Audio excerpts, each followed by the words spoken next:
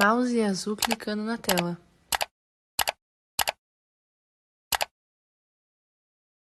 Design com tons azuis e branco e com a escrita Semana da Psicologia UFSCar, 17ª edição.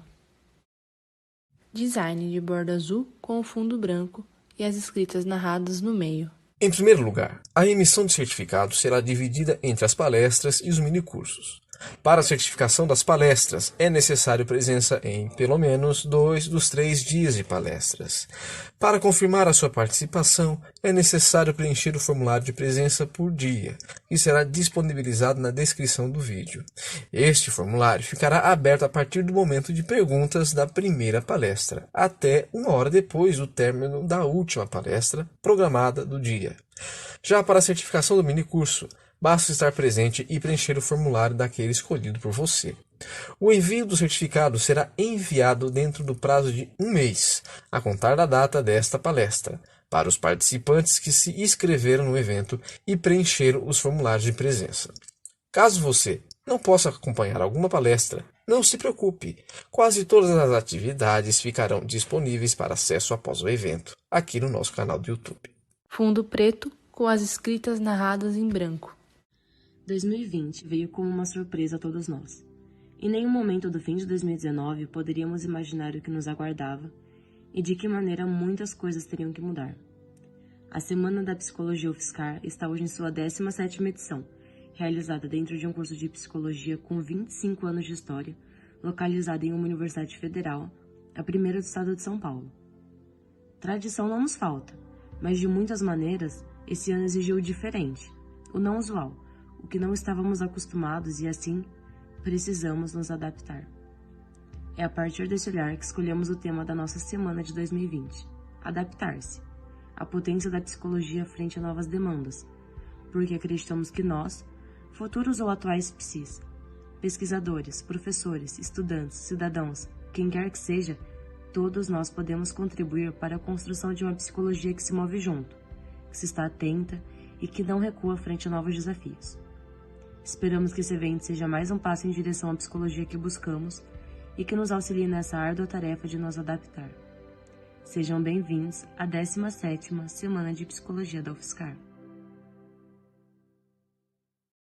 Design de borda azul com o fundo branco e as escritas narradas no meio. Durante todas as atividades do nosso evento, para que o nosso contato seja melhor e conseguirmos interagir, deixaremos o chat aberto para perguntas, considerações, críticas e etc. Lembramos que é importante manter uma boa educação durante a comunicação pelo chat, evitando xingamentos ou qualquer comportamentos preconceituosos, pois estes não serão tolerados pela nossa comissão, resultando em bloqueio do participante ou até mesmo o encerramento do chat e das perguntas. Caso você tenha alguma dúvida ou comentário para o palestrante, envie sua mensagem no chat, pois haverá um tempo reservado para as dúvidas ao final.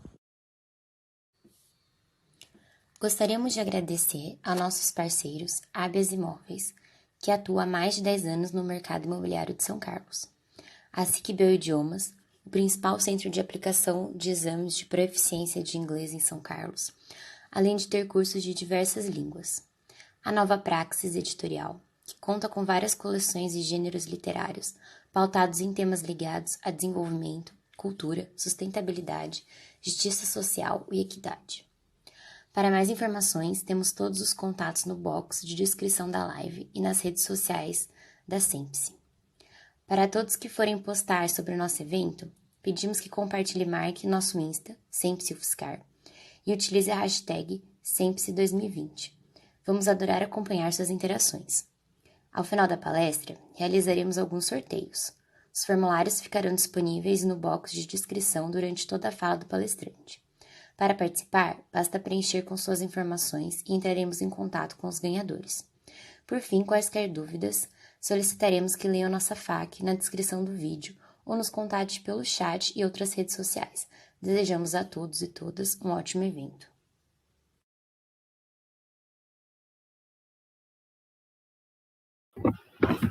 Olá, sejam bem-vindos a mais um dia do nosso evento, da Semana da Psicologia da UFSCar.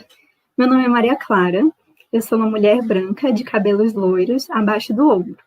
Eu estou usando um óculos preto de armação redonda, uma camiseta azul clara e fones de ouvidos brancos. Atrás de mim tem uma parede de fundo branco. Estamos dando sequência a mais uma palestra do nosso evento e eu queria lembrar vocês de usarem o chat para se comunicar com a gente e conversar aqui durante o nosso evento.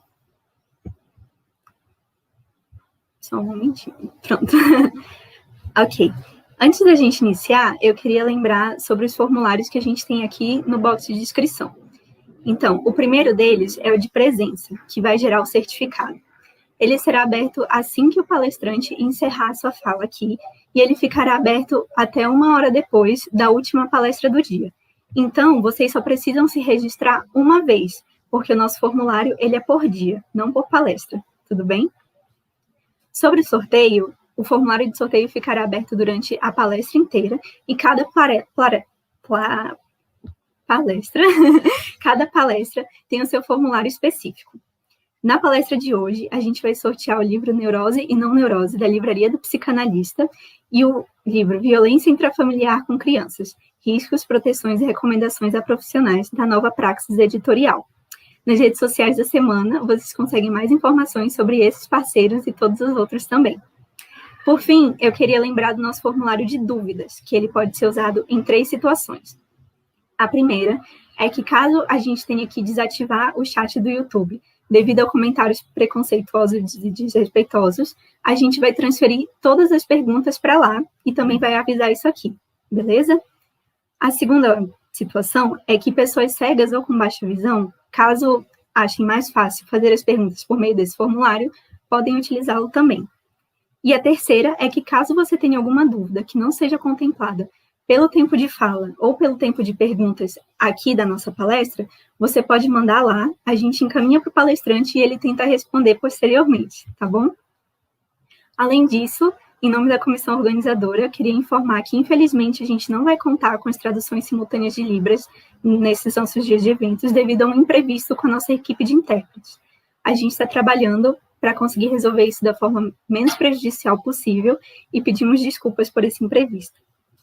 Bom, na palestra de hoje, a gente conta com a presença do Rafael Diniz de Lima, que é psicólogo, mestre em psicologia pela Faculdade de Filosofia, Ciências e Letras de Ribeirão Preto, da USP, e tem atuação clínica nas cidades de São Carlos e Ibaté.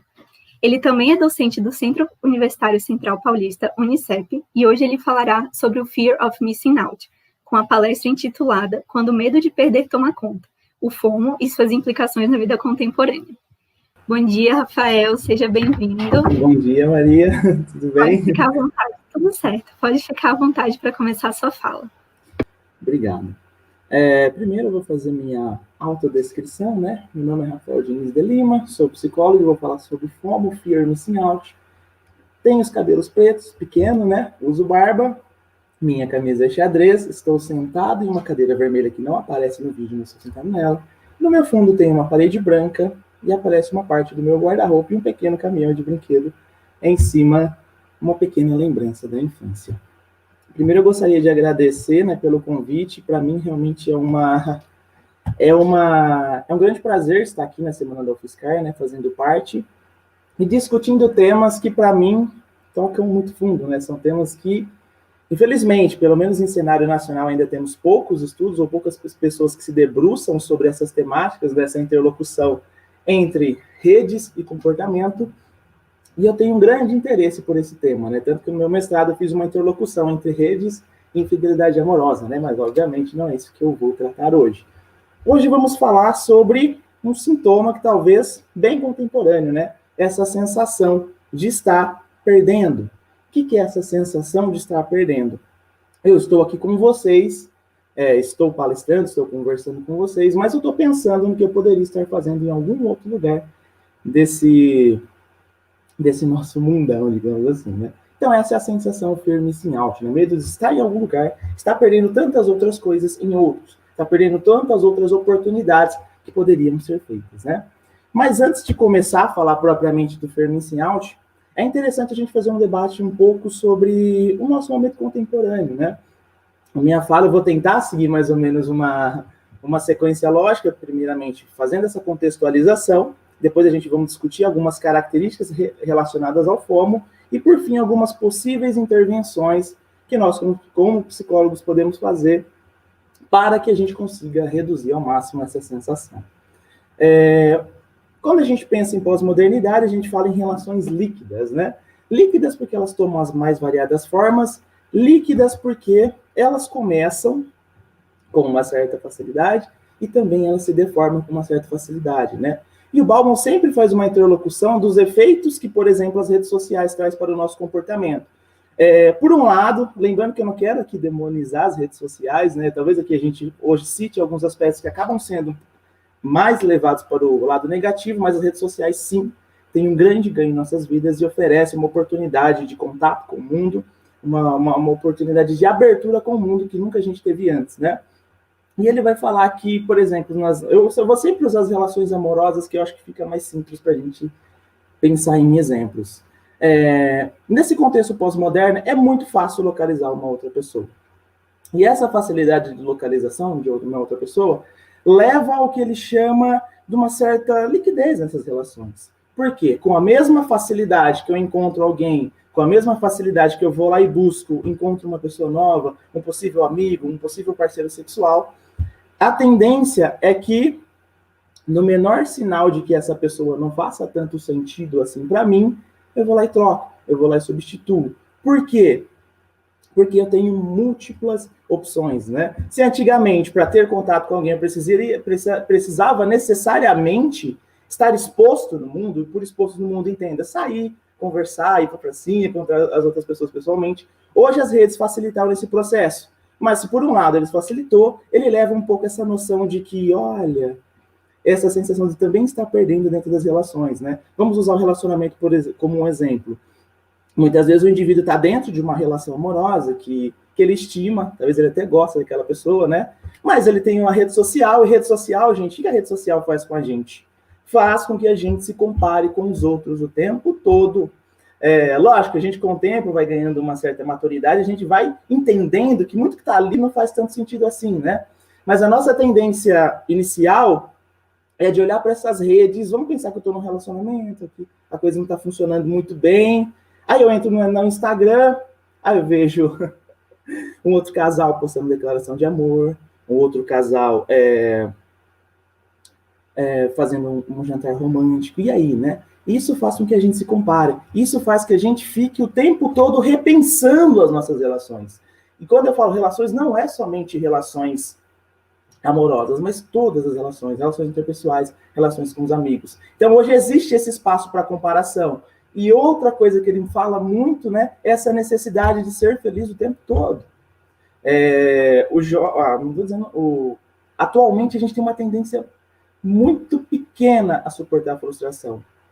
E ele atrela essa baixa tolerância à frustração por essa facilidade de troca, né? Então, se eu tenho um relacionamento que não está sendo tão significativo assim, é muito mais fácil eu tirar essa pessoa da minha vida e buscar esse aspecto em outro lugar do que eu entrar no movimento de consertar, de entrar no movimento de negociar, que todas as relações interpessoais pedem de nós, né, gente? Por mais que seja um encaixe, haverá momentos que as coisas não darão tão certo assim, né? Haverá momentos que a gente será capaz de negociar. E uma das características dessa pós-modernidade é que a gente não tem tanta tolerância com isso. É um mundo muito individualizado, né? Eu quero alguém que atenda totalmente às minhas necessidades. Mas vamos ser sinceros, gente, existe relação, existe amigo, existe parceiro, existe sabe-se lá o quê, que atenda todas as nossas necessidades? Não tem. Mas eu me comparo, mas eu olho para a rede, eu tenho a ilusão de que existe alguém ali que está sendo um pouquinho mais feliz que eu, né? A grama do vizinho é sempre mais verde, né? Às vezes é muito mais verde porque a gente não conhece o que realmente está se passando por ali, né? Então essas são algumas características, né? E uma outra característica também é um mundo totalmente personalizado, né? No sentido de que eu abro minhas redes sociais hoje, só tem coisas ali que de alguma forma concordam com o que eu penso. Obviamente, né? Tem uma questão de algoritmo por trás, tem uma questão de um trato de informações. Mas isso é real, gente? Essa sensação de que todos concordam comigo, ou que a vida é somente aquilo que eu penso, é real? é um pouco perigoso essa ideia, né? Eu até às vezes penso, né? Nossa, eu queria que o meu algoritmo zerasse e eu entrasse no Instagram e aparecesse coisas que eu nunca vi, né? Mas realmente é quase que impossível isso acontecer, né? A gente sempre se depara com os mesmos conteúdos. A gente sempre se depara com coisas que diz respeito aos meus interesses. Por um lado é positivo, por um lado é positivo. Mas por outro cria essa falsa noção de que o mundo concorda comigo. Aí quando você vai para as relações interpessoais, quando você vai para o contato com o mundo real, se é que a gente pode fazer essa separação, né? Grande parte dos autores falam que as pessoas vivenciam, né, esse virtual de uma maneira muito similar com uma relação real, por exemplo. E ambos aspectos são capazes de suscitar emoções. Por exemplo, no meu mestrado, eu analisei infidelidade por meio da internet, sabe? E o quanto aquilo era significativo. E o que eu ouvi dos meus participantes, olha, Rafael, pode não ter havido um contato presencial, mas aquele acontecimento, mesmo sendo somente atrelado à vida digital, já foi capaz de me suscitar emoções, já foi capaz de fazer com que esse indivíduo tivesse um certo grau de sofrimento ali. E a nossa vida, gente, para pensar, não é tão fácil assim a gente fazer essa separação muito clara entre real e virtual. A gente já acorda, já pega o celular. Então a gente está muito atrelado, né? E as redes sociais trazem essa noção, uma noção de imagem de validade, que o mundo concorda com o que eu digo, né? E essa fluidez, com a mesma rapidez que eu encontro, eu busco coisas, eu também não crio tanto laços assim, que é o que ele vai falar, né? Que o Bauman vai trazer. A gente perdeu essa capacidade de construir laços significativos. Porque laço significativo, gente, é produto do quê? De renegociações. É produto de um contato real. É produto de uma abertura pessoal para determinados aspectos. E isso é muito legal de pensar, né? E a gente não para olhar, né? A gente, nossa, a rede social, um celular, o que é isso, né? Meu Deus, não tem nada a ver, é uma coisa muito simples, mas não. Isso transformou de maneira significativa a nossa experiência com a vida, gente. Não tem como fugir disso. E tem um outro autor, né, que é o Byung-Chul Han, que ele escreveu Sociedade do Cansaço, que ele traz uma ideia que talvez é um outro grande marco da nossa época, né? A gente perdeu a capacidade de contemplar a vida, né? Eu até anotei aqui umas definições bonitinhas de contemplar para falar para vocês. Contemplação de vida, peguei no dicionário, né? Observar atentamente, analisar com encantamento e com admiração, gente. Agora pare e pensa na vida de vocês. Que momentos da vida de vocês aí no dia a dia cotidiano, no nosso dia a dia, que vocês param para vivenciar o que realmente está acontecendo ali? Agora eu estou aqui com vocês, eu estou inteiro aqui. Então eu estou contemplando esse momento, eu estou presente. Mas quantas vezes a gente está? Eu estou aqui pensando o que eu vou fazer mais tarde. Eu estou aqui, estou escutando as notificações do meu celular e fico pensando, nossa, será que é alguma coisa importante? E quase sempre, nem sempre é, né? Mas a gente vai falar isso um pouco mais para frente. Então a gente perdeu essa noção de viver o momento. A gente perdeu essa capacidade nossa de sentar e ver a vida por inteiro, sabe? A gente está em um lugar pensando em outro. Muitas vezes, né, no nosso mundo acadêmico, então, né? Nossa, aquele sentimento de culpa, né? Nossa, Rafael, eu passei o dia ontem assistindo série, mas eu tô com um monte de coisa lá da faculdade para fazer, né? Então não foi um dia produtivo. E uma outra marca também desse nosso momento pós-moderno somos totalmente responsáveis por nós. Se antigamente tinha família, se tinha construções sociais que determinavam em algum aspecto do nosso comportamento, hoje a gente é livre para ser. Ok, gente, é ótimo isso, eu acho isso maravilhoso. Mas a liberdade está sempre atrelada com o quê? Responsabilidade. E nem todos somos capazes, assim, de ser tão responsáveis. E, principalmente, a gente fica, muitas vezes, refém daqueles ideais nossos, né? Já que eu não tenho mais alguém para dizer o que eu preciso fazer, já que eu não tenho noções sociais, estruturas sociais claras que determinam como deve ser meu comportamento, eu passo a ser, palavra da moda, né? Gerente de mim mesmo, né? E vamos ser sinceros, a gente é um pouco ferrenho com a gente, né?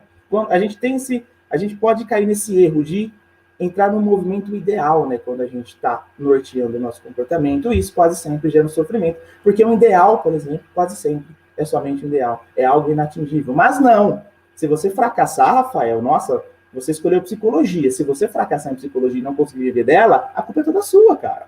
Você tem liberdade, você tem espaço para criar. E isso gera uma angústia, né, gente? Isso gera uma angústia. Igual eu já falei, né, tem os aspectos positivos, mas também sempre terá os aspectos negativos, né? A ideia, né, sempre a gente conseguir fazer um equilíbrio de coisas. Mas esse equilíbrio de coisas requer um certo grau de maturidade, esse equilíbrio de coisas requer eu ter uma visão, acho que grande parte dos nossos sofrimentos, solução do nosso sofrimento parte disso, né? A gente tem uma leitura mais clara do que realmente está se passando ali, né? Então, essas são algumas características, né? Então, nesse contexto de rede social, a gente é abarrotado de informações. Então, você entra lá no seu celular, agora em tempos de pandemia, então, né, gente? Se tem um tempo da vida que a gente ficou muito mais ainda ligado a celulares, a redes sociais é esse, né? E se eu passar, por exemplo, 20 minutos longe do meu celular, nossa, eu estou desatualizado. Eu não consegui acompanhar o que aconteceu naquele período. E, gente, dá para a gente acompanhar tudo? Vamos fazer um exame, vamos pensar racionalmente. Dá para me acompanhar todas as produções que é possível? Vamos pensar na vida acadêmica, gente. A gente vive muito isso na vida acadêmica, né? Sempre parece que o livro mais importante é aquele que eu não li, né? Dá para a gente ler todas aquelas bibliografias que o professor passa? Dá para mim ler todos os livros do Freud, todos os livros do Lacan, todos os livros do Bion, todos os livros do Skinner? Não dá, né? A gente tem que, de alguma forma, ter um foco. E a gente deveria ter isso também nas redes sociais, né? Filtrar um pouco das informações que a gente recebe. Porque quase sempre a gente é abarrotado de informação e essa sensação de estar perdendo toma conta da gente, né? E quais são as características, né? Então, a gente poderia definir o FOMO como essa sensação de que a vida está passando e talvez eu esteja perdendo alguma coisa aqui, outra coisa lá. Que a vida está passando e eu não estou de acordo, eu não estou conseguindo acompanhar a atualização das redes, da vida, ou seja lá o que for, né? Eu estou aqui na festa, quantas vezes eu já vi esse relato, gente? Eu fui na festa porque os meus amigos iam, vai que acontece alguma coisa legal lá e eu não tô. É isso, por exemplo, uma sensação de FOMO, uma sensação atrelada ao FOMO na vida social, mas quase sempre isso é atrelado com a vida digital. E quais são as características, né? Que tipo de característica o indivíduo que sofre com FOMO tem, né? Então, quase sempre a pessoa que tem esse medo maior de estar perdendo, ela passará o dia inteiro na internet, no sentido de acompanhar atualizações. E, gente, pare para pensar, no conteúdo que vocês acessaram na internet ontem, vocês conseguiriam me dizer o que vocês acessaram? Vocês conseguiriam me dizer quais tipos de conteúdo vocês escolheram acessar ontem? Ou vocês foram mais uma vez levados pelo feed?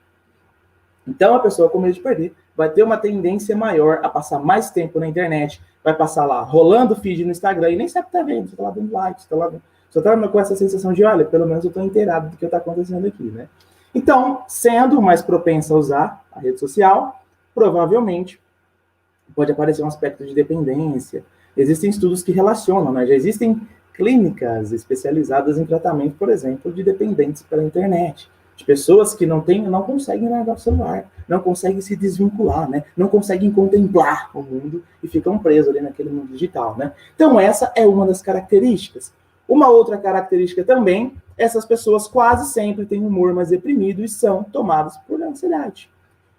Pensa, gente, eu não consegui estar por inteiro aqui com vocês. Isso gera um sofrimento, né? Gera um certo grau de ansiedade. A ansiedade é nada mais do que uma antecipação de uma situação, de uma possível coisa que eu posso estar perdendo. Então, também é uma característica marcante de alguém que tem o FOMO. Geralmente, as pessoas que têm essa necessidade também têm uma sensação de menor bem-estar geral. Então, ela muitas vezes acaba usando a internet para canalizar, digamos assim, tudo aquilo que ela não consegue no mundo real, né? Então, pessoas que, por exemplo, têm dificuldades na vida interpessoal, dificuldades de fazer amigos, dificuldade de fazer contato com outras pessoas, têm uma tendência, lógico, tendência, né, gente? Isso não é um carinho para dizer, nossa, vai ser assim. Não, é uma tendência a se envolverem mas também com a questão do fomo. Então, elas passam também mais tempo na vida social, na rede social, porque na vida, digamos, real, né, lembrando, é muito, muito difícil fazer a separação, mas ela não encontra essas capacidades nesse cotidiano e vai tentar compensar isso nas redes. Então, também é uma outra característica, esse menor bem-estar geral. Sentimentos confusos ao usar rede social. Isso é muito legal de falar, gente, porque quem aqui usa rede social sem culpa? Isso também está muito atrelado a essa sensação de estar perdendo, né? Então, eu estou lá na rede social, igual eu dei o exemplo para vocês, né? Nossa, Rafael, eu passei ontem 2 horas no Instagram e devia ter lido o livro do Bauman, devia ter lido o livro do Freud, devia ter lido o livro de uma outra pessoa.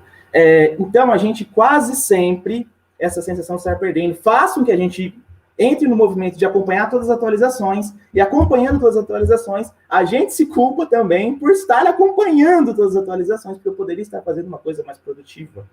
E, lembrando, eu sou responsável pelo meu comportamento. Se eu não fizer, o único culpado sou eu. Como isso ressoa pra gente?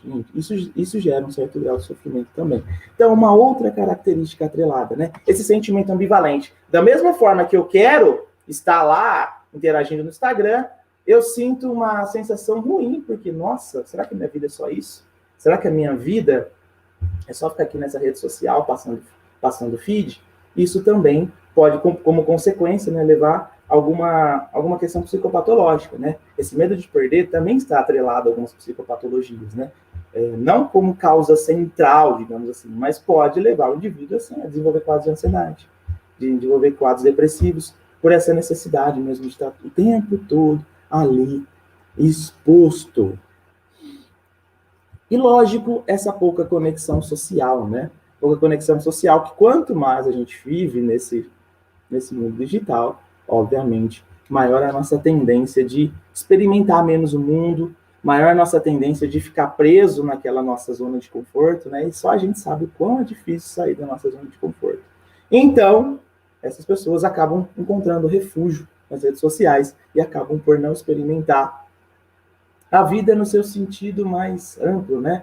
A vida no seu sentido mais, não sei se eu poderia dizer no seu sentido mais real, mas deixa de experimentar as relações interpessoais para ficar muito preso na vida digital, né, gente? E vamos pensar no Instagram, por exemplo, gente. Eu acho que uma das coisas que a gente deve pensar para evitar esse sentimento é o quanto daquilo que é real naquela rede social. Eu olho para aquele feed, né? Nossa, eu queria morar no Instagram, né? Porque, meu Deus, lugar mais perfeito que o Instagram não existe, né? Pessoas bonitas, lugares, viagens, pratos lindos. Todos os dias o pessoal mostra lugares lindos, só faz coisa boa, tá sempre reunindo com os amigos e tá sempre lá postando, né? Ok, tem pessoas que conseguem distinguir e ter essa relação muito clara do real e o que não é ali, do real e o não real, digamos assim, né? Do quão verdadeiros são esses posts. Mas tem pessoas que entram nesse movimento de se comparar.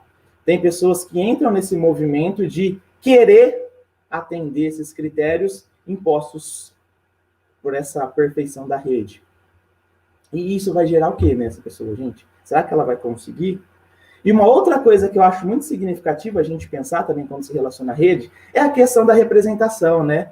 Mas, Rafael, nossa, é legal, né? Ela tem a rede, ela pode mostrar o que ela queria mostrar, ela pode, talvez, explorar aspectos dela que na vida real ela não poderia explorar. Ok, perfeito, acho que também tem essa função positiva. Mas a gente é tão preso àquela imagem, às vezes, de querer passar uma imagem, que pode haver uma confusão. Porque eu, Rafael, posso postar a melhor versão do Rafael lá no Instagram e as pessoas só terem a melhor versão do Rafael lá no Instagram. E acreditarem nessa melhor versão. Mas eu, Rafael, sei que eu não sou aquilo. Então pode gerar essa confusão, né? Afinal, o que eu sou, né? Sou esse cara que tem dias tem altos e baixos na vida, sou esse cara que tem dia que tá feliz, tem dia que tá um pouquinho mais triste, o que é muito normal, né? Que graças a Deus as coisas são assim, né? Ou eu sou aquele cara perfeito que tô aparentando lá, né? E é quase sempre muito atrelado aos ideais, né? E a gente nunca vai atingir aquele nível de perfeição, mas tem gente que assume. Eu vi que tem cirurgias agora para pessoas que querem ficar igual aos filtros. Imagina, gente, imagina essa situação. Uma pessoa chegar ao nível de fazer uma cirurgia para ficar igual aos filtros. A gente precisa investigar isso, né? Nós, psicólogos, temos o compromisso ético de investigar essas manifestações. E tem poucas pessoas que investigam, né? Principalmente em cenário brasileiro, gente, é quase ninguém que investiga essa interlocução de vida virtual e seus impactos na vida cotidiana, né? São poucos os estudos. Também que é o impacto da rede, a gente está começando a mapear agora também, né? Que é relativamente recente. Que impactos a rede social ia trazer para a gente só ia descobrir com o tempo, né? Mas agora a gente já começa a identificar ali alguns aspectos que fazem a gente sofrer a partir dessa busca desses ideais, dessas noções que a gente acaba vendo ali no Instagram, né? E o que a gente poderia fazer, né? Algumas propostas que a gente poderia fazer, que a gente poderia ter, ou que ele poderia propor para os nossos pacientes, para as pessoas que por algum motivo passar por nós na vida.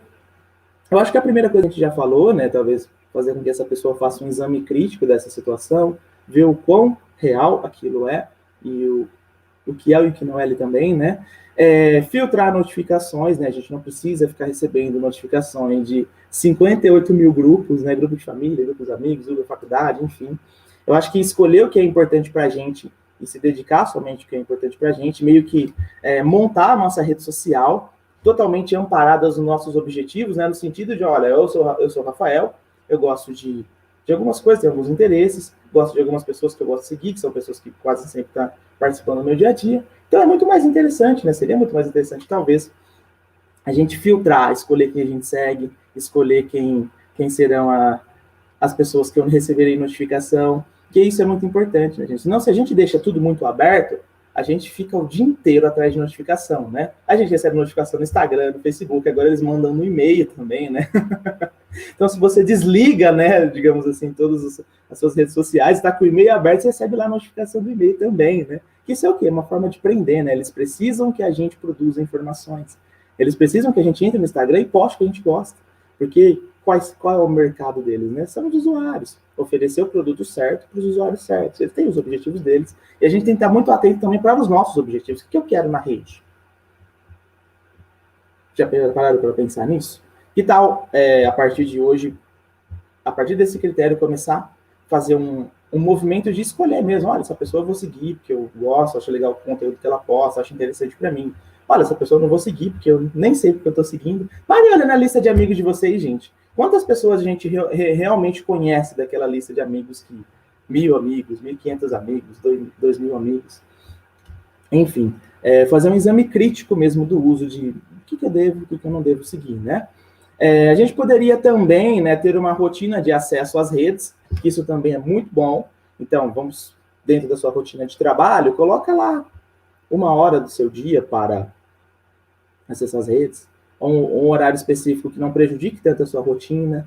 E agora os aplicativos também, né, já tem vários aplicativos que fazem o acompanhamento, né? Então, hoje eu quero ficar 1 hora no Instagram. Ele vai lá e faz esse controle. Então, quando der 1 hora, ele manda lá a notificação para você. Olha, Rafael, já ficou mais de 1 hora no Instagram hoje. Vamos repensar esse uso aí. Faça esse uso, gente. Faça esse movimento de terem rotinas. A gente costuma ter rotina para tudo, né? Mas a gente precisa ter rotinas também para o uso da internet. Porque se a gente não cria rotinas, a chance da gente passar muito mais tempo do que a gente acha que deveria passar na internet é muito grande, essa tendência, né? Eu acho que a gente poderia também trabalhar no sentido de desenvolvimento de habilidades sociais, né? Já que se grande parte dos estudos colocam essa dificuldade no trato social como um dos grandes motivos para o uso das redes, grandes motivos para, por exemplo, dependências de internet, seria interessante talvez a gente trabalhar, a gente tem recursos para isso, né? Trabalhar o desenvolvimento de habilidades sociais com esses nossos pacientes, né?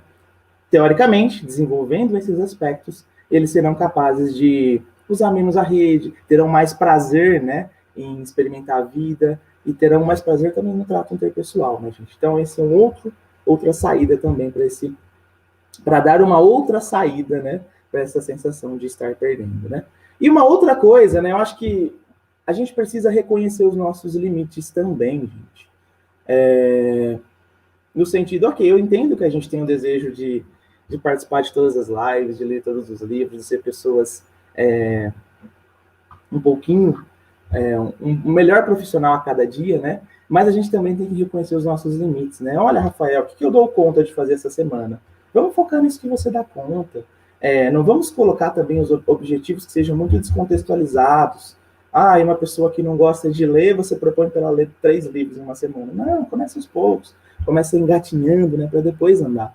E a gente não vai dar conta de tudo, né? Por mais que o mundo muitas vezes tenta dizer, olha, Rafael, você precisa saber de tudo, você precisa ler o máximo possível, você precisa ter o máximo de conhecimento sobre a sua área. Sim, mas existe um limite também, né? E esse processo de formação, ele é contínuo, ele nunca vai parar, né? Então, se eu, Rafael, for um profissional hoje melhor do que ontem, eu acho que a gente já atingiu o nosso objetivo, né? Se eu conseguir dar um caminho, um encaminhamento para a minha vida, no sentido de estar me aprimorando, já é o suficiente, sabe? E não se colocar também nessa posição de querer dar conta de tudo, realmente, porque a gente tem os nossos limites. E é muito interessante reconhecer os nossos limites, né? Porque às vezes eu recebo, por exemplo, na clínica, muitas pessoas que já fazem muita coisa, que se dedicam, que estão dentro da profissão, estão tendo um relativo sucesso para a idade delas, mas elas acham que estão atrasadas, digamos assim, né? E no meio acadêmico a gente vê isso até muito mais. Uma vez eu atendi um jovem que ele já tinha uma vida encaminhada, já tinha um estágio, estava cursando o curso de engenharia lá dele, mas ele se culpava porque ele ainda não era chefe, ele não se culpava porque ele ainda não tinha um cargo grandioso, mas era um jovem, tipo, tinha entre seus 20 e 25 anos. Então, eu sempre pensar, nesse momento da minha vida, aonde eu poderia estar nesse momento? Porque às vezes a gente se compara também com pessoas que estão há muito mais anos dentro da nossa profissão, com pessoas que têm uma carreira já mais consolidada no sentido de tempo, sabe? Talvez para a gente chegar naquele ponto lá, aquele ponto X, só falta mesmo a passagem do tempo. Mas não, né? A gente acaba se culpando, achando que a gente está fazendo pouco, porque no fundo nós somos os únicos responsáveis por nós mesmos, né? É o que prega um pouco essa nossa sociedade, né? Sim, temos grande parcela sobre o que acontece com a gente, né? Temos um grande poder de influência, temos um grande poder de decidir o que fazer e não fazer. Mas tem alguns resultados da vida que não são somente atrelados, único e exclusivamente a mim. Então, essas são algumas características que a gente poderia pensar, né? E eu acho que é isso que eu teria para falar para vocês. Eu não sei se eu estou dentro do tempo, eu não sei se eu fui mais rápido que o tempo, mas eu acho que era isso que eu podia trazer para vocês hoje, foi o que eu pensei para dizer para vocês hoje.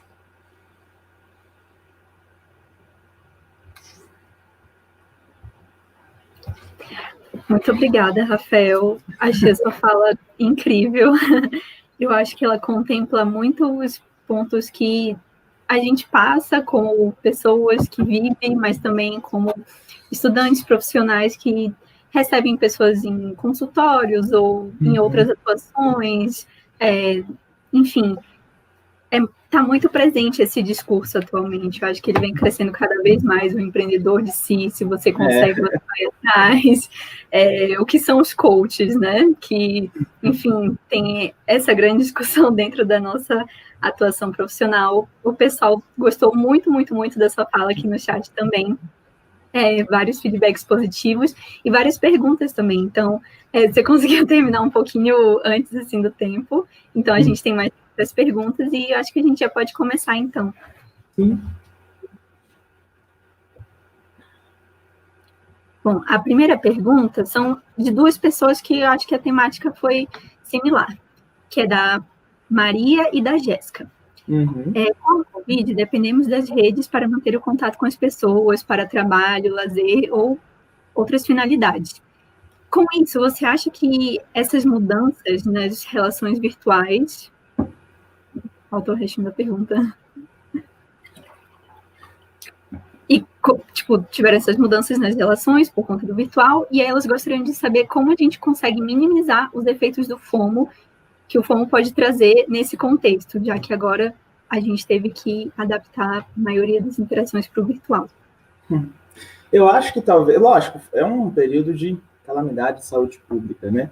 Mas a gente foi obrigado a pensar nessa relação com o virtual, né? Eu acho que nesse sentido, a gente está falando disso agora, talvez se não houvesse, a gente não tivesse passamos por esse momento, a gente não estaria falando disso aqui hoje agora, né?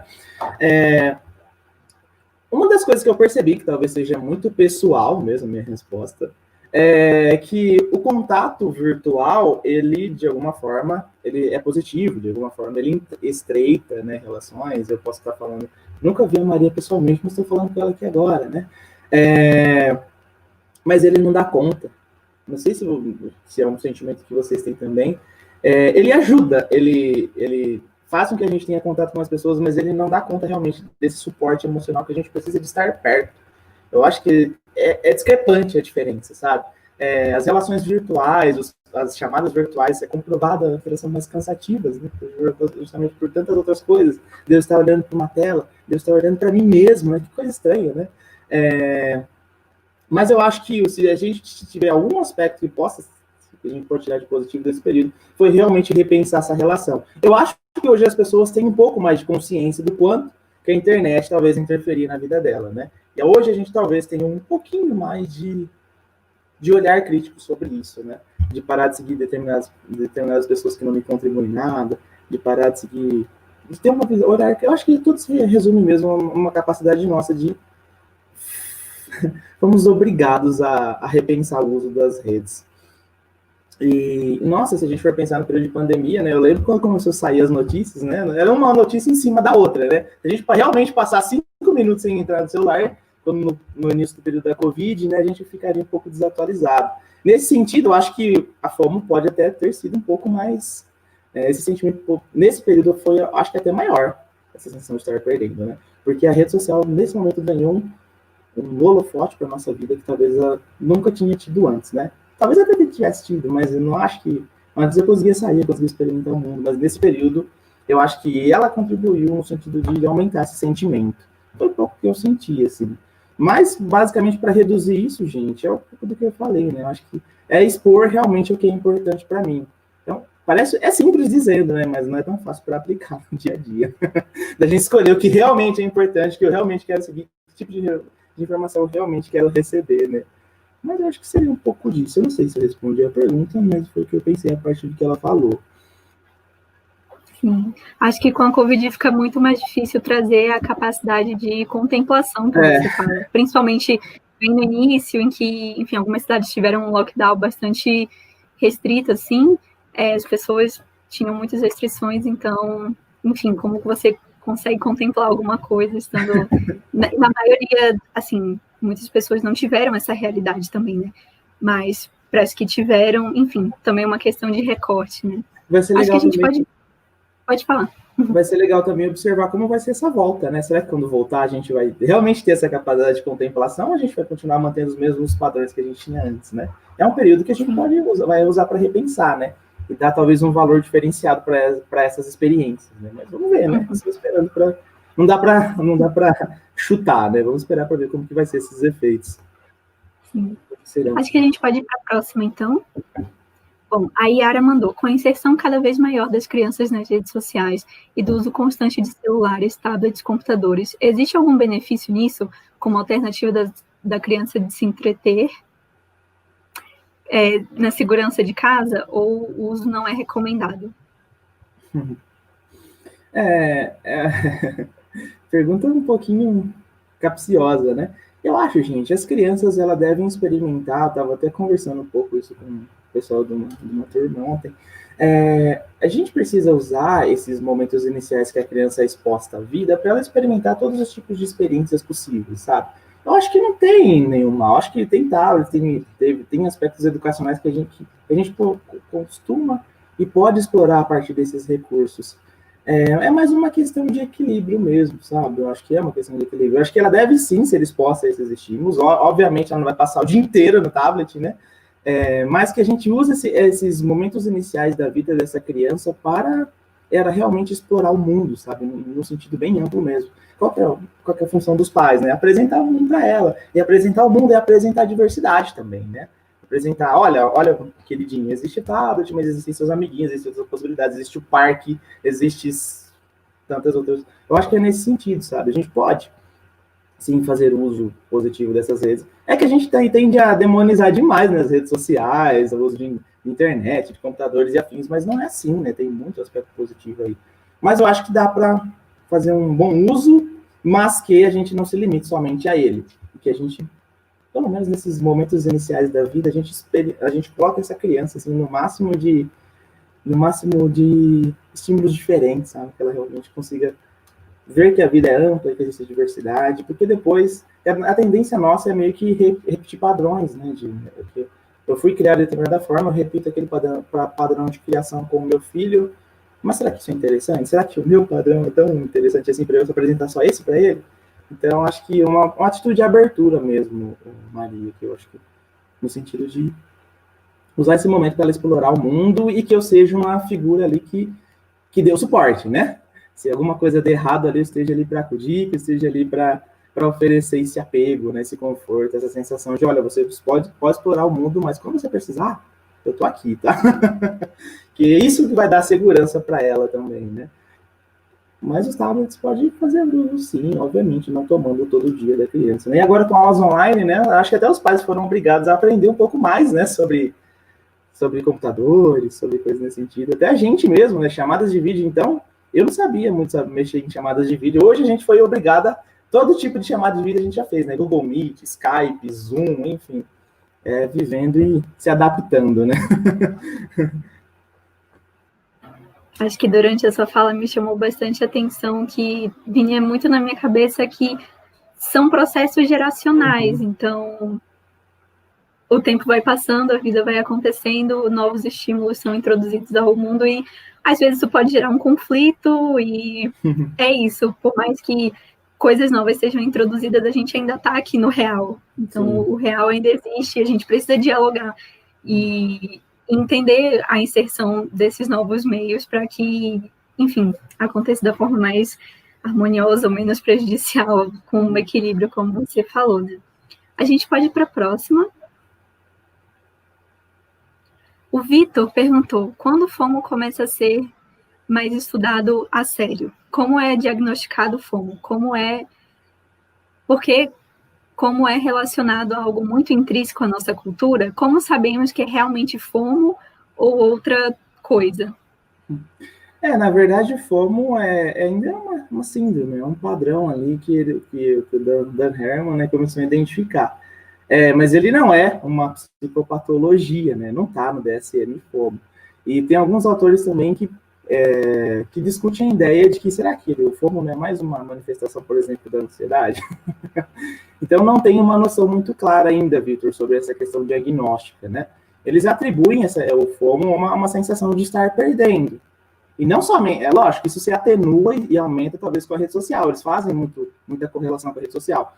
Mas eu acho que o FOMO existe, gente, desde que o homem é homem, sabe assim? Eu acho que não é uma sensação única e estrita a ela. Mas não existe, sim, não é uma patologia. A gente, na clínica, a gente pode identificar algumas características do FOMO, mas não vai dizer, nossa, você tem X coisa. Ainda não tá no DSM. Assim como tantas outras síndromes que tem por aí, né? Que a gente escuta, né?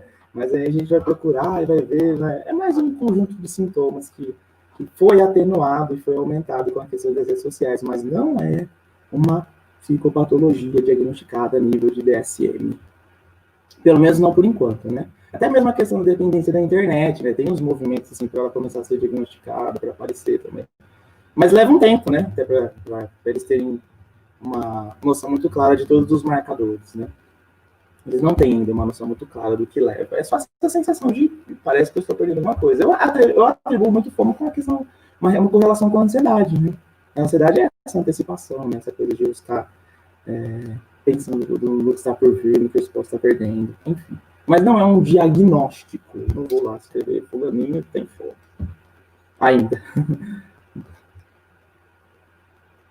Bom, acho que antes da gente passar para a próxima, eu só queria destacar um comentário aqui que foi feito pela Margarete, que ela falou de um documentário da Netflix que lançou recentemente, que é o desafio das redes. Então, estava dando uma olhadinha e são pessoas mesmo que trabalham nessas empresas, no Facebook, no Instagram, etc.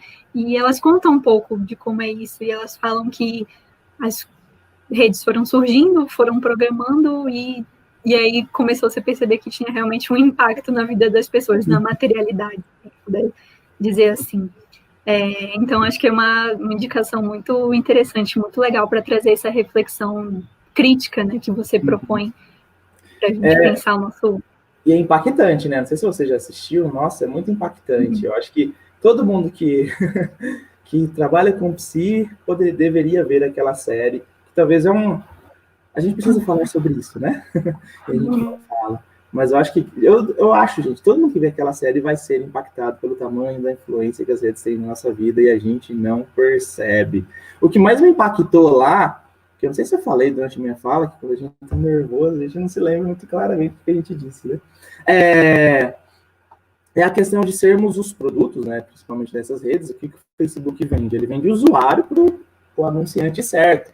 E para ele saber quem é o anunciante certo, ele precisa mapear suas características. Então, ele cria um sistema onde você fica lá o tempo todo postando informações e ele usa essa informação para oferecer você para o vendedor, para a empresa certa, digamos assim. Né? Isso, para mim, foi muito impactante.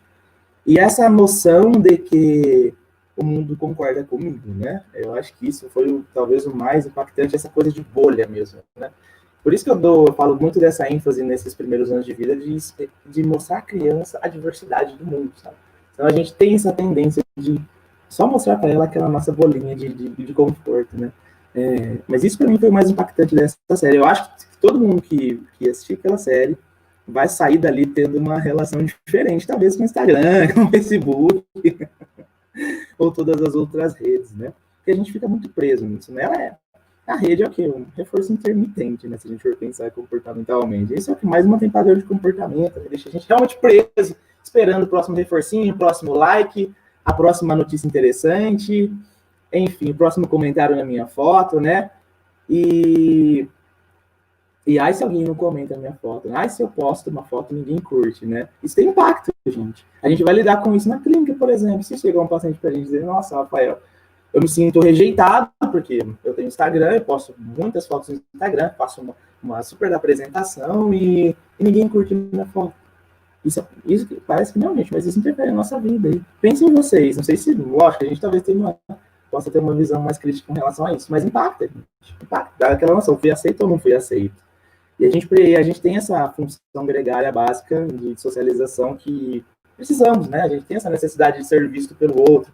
A gente é um ser grupal, né? Por mais que a gente muitas vezes tome um caráter mais individual, mas a gente precisa do outro para ser eu mesmo, eu preciso de vocês, sabe? Eu ter essa noção de diferença mesmo. E a gente, mas é muito legal pensar nisso, muito legal mesmo. Bom, acho que a gente ainda tem mais um tempinho, podemos seguir na ordem anterior das perguntas. A Bruna perguntou se existe uma faixa etária ou um grupo específico que é mais impactado pelo FOMO. Eles citam muito a questão dos adultos jovens, né, de 18 a 30 anos, e os nativos digitais, né? Que eu, por exemplo, quando eu nasci, não tinha internet, não sei você, mas provavelmente aqui já tenha nativos digitais, né? Mas eles citam mais com esse pessoal mais jovem, entre 18 e 30 anos, os adultos jovens, né? Acho que podemos ir para a próxima. O Rogério perguntou, professor Rafael, na sua opinião, a liquidez das relações tende a diminuir? Nós, como psicólogos, devemos intervir nessa nova tendência? E se sim, de qual forma podemos atuar? Nossa, que pergunta, né? Tende a diminuir? Eu acho que não. Eu acho que a gente vai se manter um pouco nesse padrão. E, gente, a gente precisa também aceitar que as coisas mudam, né? Porque às vezes a gente fica preso numa noção muito estereotipada de um passado perfeito, de um casamento que tinha que durar a vida inteira. Não sei, sabe? Essas relações podem ser líquidas, podem ser rápidas, podem não ter tanto envolvimento afetivo assim, mas podem ser prazerosas, por que não, sabe? Eu acho que a gente tem uma visão muito... Nossa, muito ruim dessas relações, né? Mas eu acho que não tende a diminuir, não. Acho que tende a aumentar. Os números de divórcio vem aumentando também a cada ano. Então, eu acho que tende a aumentar, o Rogério. E eu não acho que ela seja de todo mal também. São apenas padrões diferentes de se relacionar, gente. Nós, como psicólogos, temos que ter os olhos abertos para todo tipo de manifestação humana. Nosso olhar não é dizer o que é certo e o que é errado. Nosso olhar é dizer, olha, vamos tentar compreender. o que essas pessoas vivem, sabe? E a gente tem que ter isso muito claro com a gente, senão a gente sai reproduzindo estereótipos também na nossa atuação. Sei lá, vê uma pessoa lá que tem vários relacionamentos líquidos, digamos assim, e ela é muito feliz com aquilo, se sente bem, eu vou olhar para quem e falar, não, fulaninho, você não pode fazer isso aqui. Não, jamais, né, gente? Então, acho que a gente tenha realmente esse olhar para a multiplicidade, e pode haver também relações que funcionem bem com esse modelo. Tem pessoas que preferem, talvez, passar 2 anos com uma pessoa, 6 meses com outra, e ok, por que não, sabe? É que a gente tem uma noção, talvez, muito romantizada aí do amor, e enfim. Nós, como psicólogos, devemos interferir nessa nova tendência? Não, a gente deve compreender. Interferir, não, gente. Esse não é o nosso papel. No sentido, quando eu falo interferir, né, dizer o que é certo e errado, tá, gente? É isso que eu estou dizendo. Mas a gente deve compreender essas manifestações. E, podemos atuar nessa forma de compreender e aceitar que isso pode ser possível, sim, para algumas pessoas. Talvez não para todas. E, obviamente, né, se tiver alguém que não se encaixa nesse modelo, a gente vai tratar, a gente vai receber, a gente vai acolher também. Mas, é isso. Não sei mais o que eu diria sobre essas relações líquidas. A gente meio demoniza elas, né? Acho que é muito importante essa pontuação que você fez, da gente... É um desafio da nossa profissão, da gente constantemente ter esse olhar de como está sendo o nosso olhar. E por isso a importância da gente cuidar de si mesmo, para que não acabe tendo uma atuação antiética, né? Às vezes pode parecer um exagero, mas em muitas situações fica um limite muito difícil de distinguir mesmo. Então, achei bem bacana que você fez essa pontuação. Acho que a gente pode falar. Colocar o nosso desejo na frente do desejo do paciente. Né? Isso é um erro cabal. Acho que a gente pode ir para a próxima. Bom, a Ana perguntou, o que você acha quanto a essa cultura simplista de, se você realmente quiser, você arruma tempo, se vira, que contribui para o FOMO? Ou você acha que outros fatores são mais relevantes? Eu vou ler de novo para mim. O que você acha que é uma cultura simplista? Se você realmente quiser, você arruma tempo, se vira. Responsabilidade, né? Contribui para o FOMO, ou você acha que os outros fatores são mais relevantes? Eu acho sim que essa cultura... eu não diria que simplista, a gente teria categorizando, né? Teria classificando. Mas eu acho que essa noção de achar que sim, que somos os únicos responsáveis por tudo que nos acontece e temos sim esse movimento de buscar, eu acho que aumenta sim essa sensação, né? De que eu estou perdendo, né? Igual eu falei na minha fala. O livro mais importante é aquele que eu não li, sabe? E será o que você tem naquele momento é suficiente? Talvez seja. Mas acho que essa cultura realmente ela mais contribui do que facilita essa questão do FOMO. Mas eu acho que a gente deveria discutir um pouco essas ideias com os nossos pacientes, sabe? Hoje vem de uma cultura, né, nesse sentido de tudo que você quer, você consegue. Será, gente? Será? Assim, por mais que eu talvez me esforce em minha profissão, talvez eu nunca chegue num lugar que um outro profissional chegou. E não diz necessariamente somente de qualidade. Existem outros fatores que interferem na vida, gente. Interpessoal, que você se relaciona, que ambiente você está, como você é visto pelos outros. Então, vai muito além do meu esforço, né? Tem, assim, a minha parcela ali, mas digamos que ela é limitada. Eu tenho até um máximo onde eu posso chegar. E existe também um imponderável, gente. A hora certa no lugar certo. Isso também interfere muito na vida. Vocês devem ter essa noção, né? Eu acho que questionar um pouco, será que eu realmente posso chegar? Eu acho que é legal acreditar em si, mas desde que essa crença, desde que essa visão seja uma visão pautada na realidade, né? Que não seja uma visão idealizada do lugar que eu coloco para mim e eu nunca vou chegar, e se eu não vou chegar, aquilo não é mais motivador, aquilo meio que me persegue, né? Vira uma coisa para você se punir, nossa, você não chegou lá, olha, que ruim que você é, né? Você não se esforçou o suficiente. Eu acho que isso é um dos marcos assim que mais faz a gente sofrer na nossa atualidade. Aí tem os coaches, né, que dizem que você pode chegar. É só comprar o método deles que você chega. A Ana, ela só apontou aqui no chat que ela quis dizer simplista no sentido de que acham que é fácil só arrumar tempo no momento e acharmos que temos que dar conta de tudo. Então, uma lógica bem formal mesmo, de você tem a receitinha para, enfim... Nossa, se tivesse, né? Seria um tanto mais tranquilo a nossa vida se tivesse, né? Sim. Até pra gente como profissionais, né? Olha, fulano, faça tal coisa, tal coisa, tal coisa. Pode ir embora. Bom, acho que por questão do nosso tempo, a gente pode encaminhar para a última pergunta. Uhum.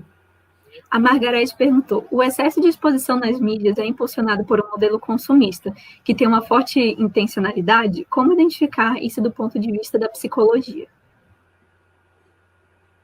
A noção que o Bauman fala é que, querendo ou não, a gente acaba assumindo meio que essa noção de consumo, né? A gente transforma as relações, talvez, em mercadorias, né? Então, eu só me relaciono, por exemplo, com a Maria, enquanto aquela relação me oferecer algum tipo de ganho, né? Seja ele qual for. E isso é um pouco estranho, né? Então, é como se fosse a lógica consumista, a lógica de mercado, sendo relacionada com as relações interpessoais. E as relações interpessoais, elas são de outra ordem, né, gente? Mas não sei se eu respondi aquela pergunta. O excesso de exposição nas mídias, impulsionado por um modelo consumista que tem uma forte personalidade. Se a gente for pensar também, existe o FOMO dos produtos também, né? Os iPhones, por exemplo, né? O melhor iPhone é o que está por sair, sabe? Essa noção de valorização demais do novo, eu acho que é assim, impulsionado por uma ideia consumista, né? E aquela coisa de as coisas têm prazos para terminar, né? No sentido, olha, isso aqui vai ser bom até surgir o outro. E a gente acaba meio que fazendo essa transferência dessas relações de consumo para relações interpessoais, o que é um pouco perigoso, né? Porque as relações interpessoais é de outra ordem, né? A gente demanda uma reconstrução, demanda uma capacidade de olhar para aquela relação e tentar refazer, tentar negociar, né? Mas a gente não tem tanto tempo assim, né? Afinal, tempo é dinheiro e eu deveria estar investindo eu deveria estar estudando agora e não discutindo aqui com você nossa relação, tá? Mas eu acho que tem uma total relação, né? A indústria consumista talvez seja essa mídia muito forte, essa questão do vender é o que mais interfere, sim, nessa sensação que a gente tem. Parece que não interfere, né? A gente vai vivendo isso de uma forma tão automatizada, mas quando a gente para pensar, a gente olha o quanto existe disso em nós, no sentido de alterar mesmo o nosso padrão de comportamento e fazer a gente buscar coisas que eu nem queria estar buscando, mas eu estou buscando porque existe alguém ali de fora dizendo que isso é importante. Então, acho que é isso. Bom, acho que nosso tempo já está quase se encerrando. Eu queria muito agradecer ao Rafael pelas contribuições que ele trouxe para a gente. Com certeza, uma discussão muito atual e que, enfim, nós como profissionais precisamos nos atualizar, independentemente do campo em que a gente está inserido, com certeza vai emergir algo relacionado nesse sentido. Então, em nome da comissão, muito obrigada pelas suas contribuições, por todo esse caminho que a gente trilhou até hoje. Se você quiser falar alguma coisinha? Não, agradeço mesmo a oportunidade de estar aqui conversando com vocês. Espero ter contribuído, ou pelo menos dar um start para essa discussão. Acredito que nós, como psicólogos, já estamos percebendo o tamanho dessa influência, né? E assistam o Dilema das Redes. Interessante. Indicação de filme daqui hoje, né? Filme de série. É um filme, um documentário. Tá certo, então. Muito obrigada, Rafael. Oportunidade. Agora eu vou dar alguns avisos finais para os nossos inscritos. Então, só gostaria de lembrar que o formulário para o sorteio do livro da Livraria do Psicanalista e da Nova Praxis vai se encerrar em breve. Então, caso vocês tenham interesse, o link está aqui na descrição do vídeo. A gente agradece muito a presença de vocês em mais uma palestra da nossa semana e que vocês fiquem atentos, porque a nossa próxima palestra vai começar às 3h20 da tarde e ela tem o título A Mulher Hoje, Resistência e Luta, e vai ser ministrada pela Dilma Renildes da Silva. Então, a gente espera muito que vocês tenham gostado. Muito obrigada pela interação de vocês aqui e a gente se vê daqui a pouquinho, tá?